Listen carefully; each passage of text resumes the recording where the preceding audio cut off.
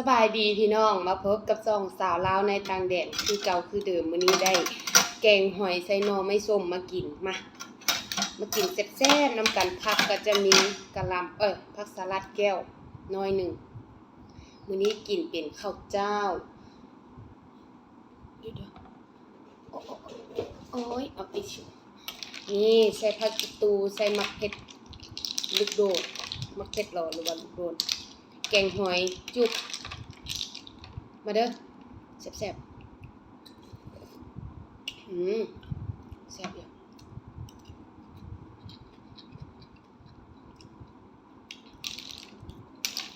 แกงคั่วหอยใส่หน่อไม้ส้ม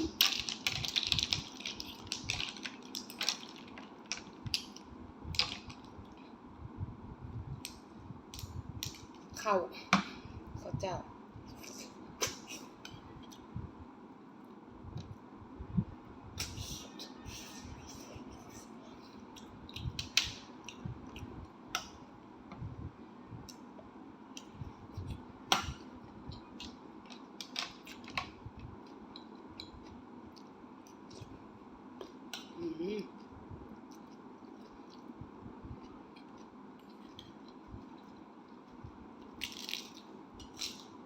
สลัดกรอบ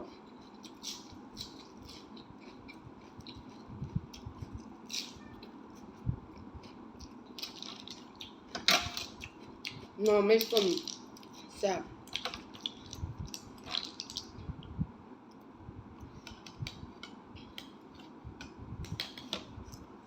พี่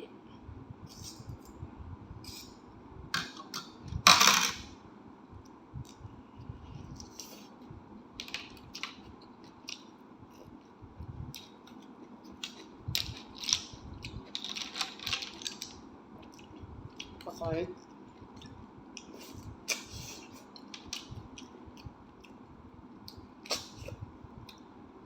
แสงว่าสิออกแต่ว่าลืมมาเข้าเบื่อไม่ได้ออก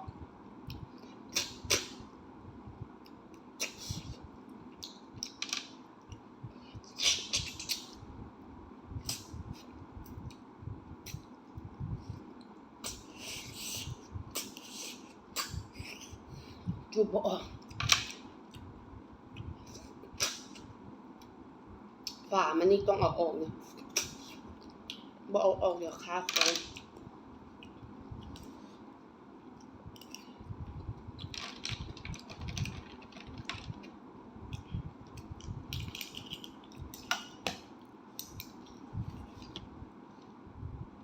ฝาไว้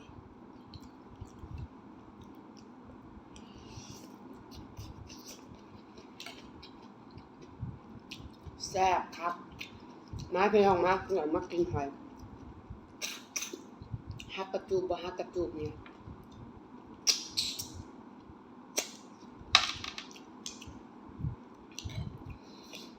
วิธีดูดหอยดูดก้นมันกัน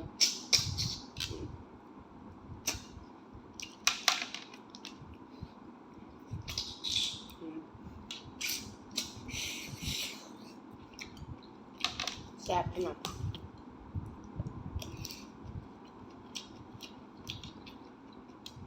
กว่าสิได้กินแกงหอยโดนเติบเป็นบ่ได้มีเด้ออยู่มาเลเซียน่าจะมีเนาะแต่ว่าเขาบ่กินหอยแบบนี้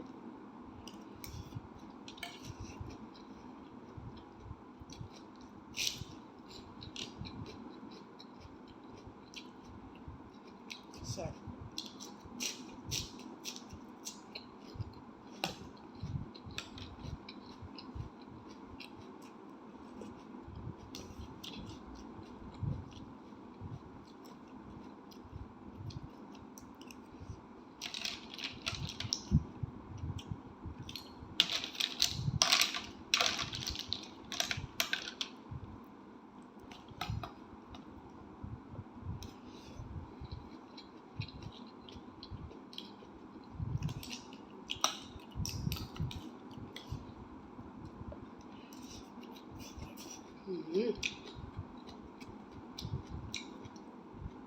อันนี้มันกรอบมาเองเลย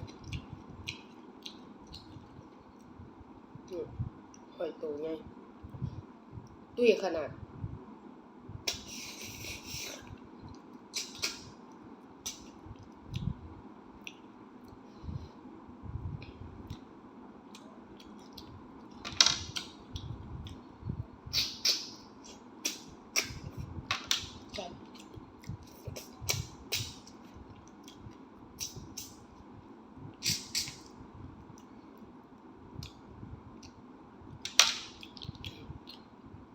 ตัวใหญ่ตัวใหญ่จุบบ่มักออกแห้งเฮาล้มเฮาบ่ปอก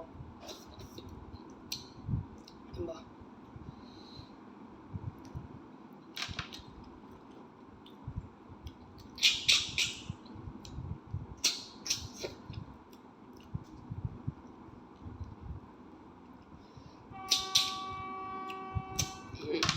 จับ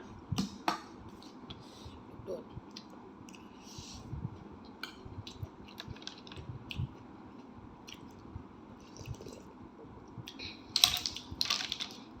ใส่หอมจีนพร้อมเครื่องเทศจีนคั่วแบบคนจีน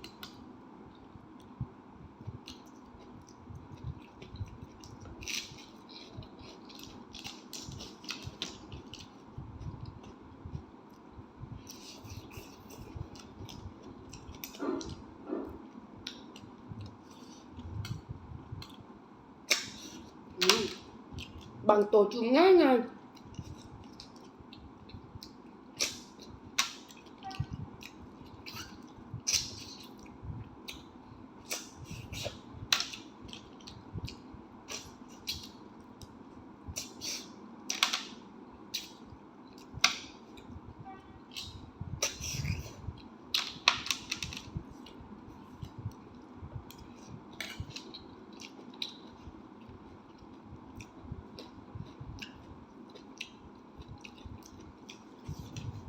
แซ่บ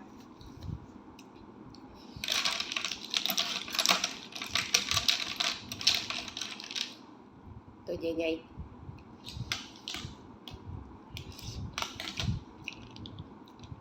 เอาอีกตัว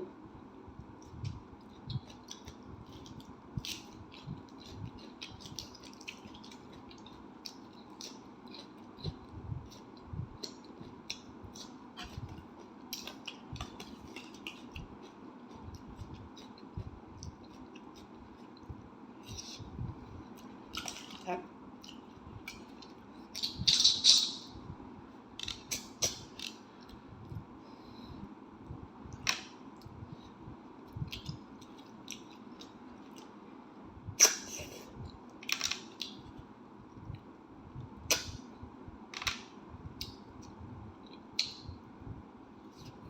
อันนี้เข้าคอบ่ได้ไม่ใช่คายคอกินบ่ได้เด้อ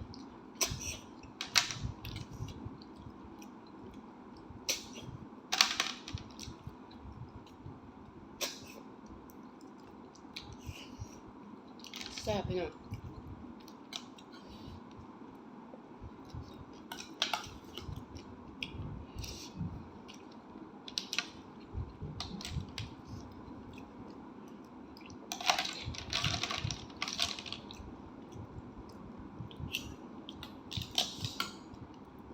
มาเด้อ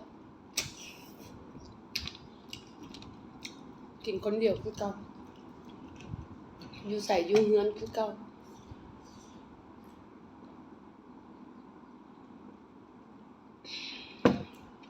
แซ่บมากินต่อ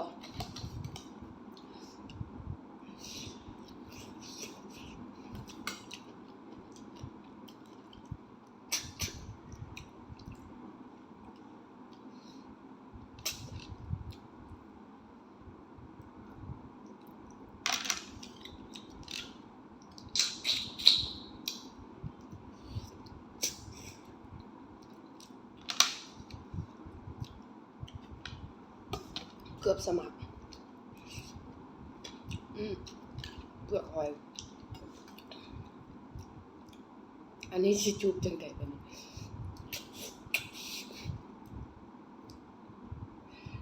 มันยังออกไหม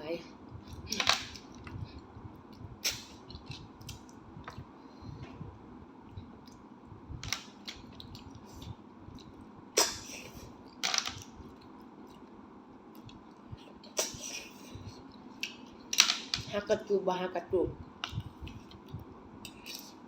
แม่นบ่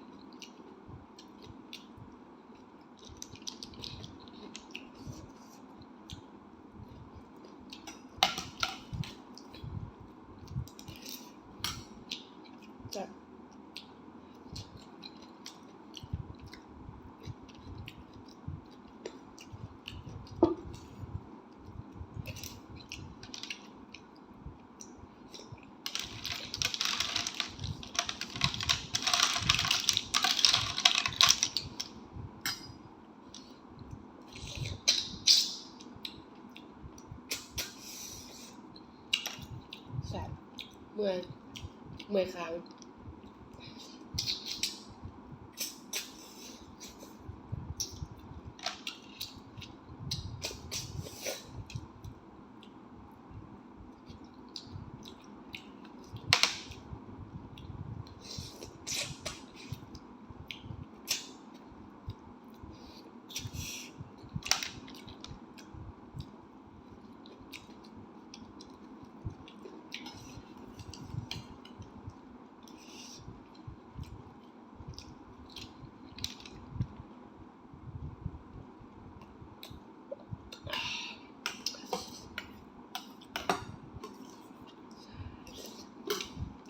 ข้าวอันนี้แซ่บแฮง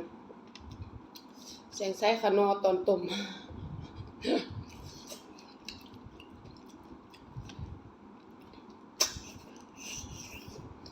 แสงออกขนอห้วยๆใส่ตอนน้ำใกล้ๆสิแห้งหอม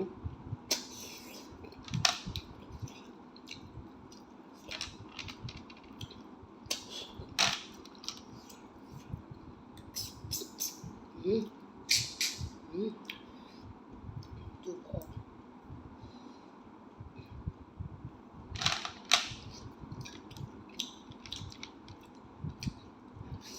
อืม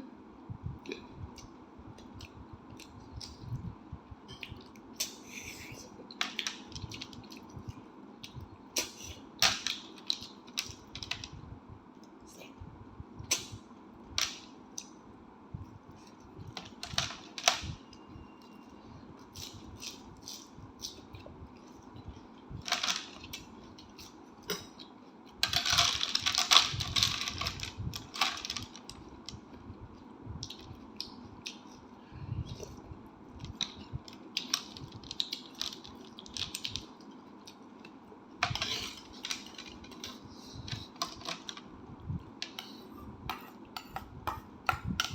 กินง่ายๆอยู่ง่ายๆเนาะ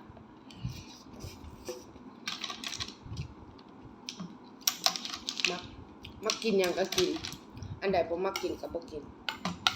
มักกินอาหารบ้านเฮาก็เฮ็ดกินเองแม่นบ่เขาเฮ็ดให้เราบ่เป็น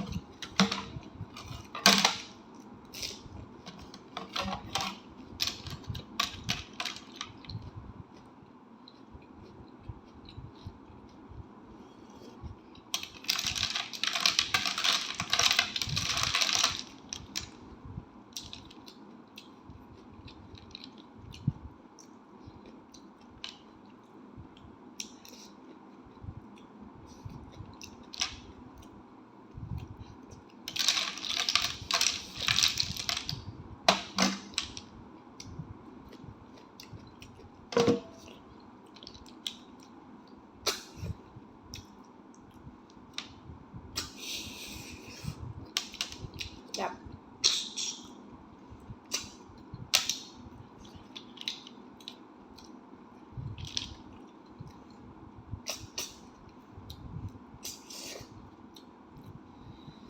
มีลูกอันเดียวคนเจ็บกระเพาะ คนเจ็บกระเพาะห้ามกินเด็ดขาดหอยกินปุ๊บนี่เจ็บปั๊บเลย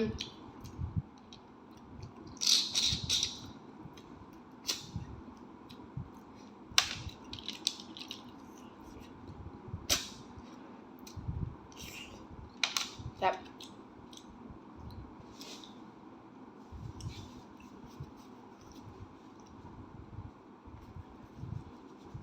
อิ่มแล้วไปแล้วเด้อก่อนสิไปแสงขอฝากติดตามกดไลค์กดแชร์เพื่อเป็นกำลังใจให้แสงเฮ็ดคลิปต่อๆไปเด้อเราอยากเห็นแสงกินหยังเฮ็ดคลิปแบบใดคอมเมนต์บอกได้เด้อไปละบ๊ายบายจริงๆ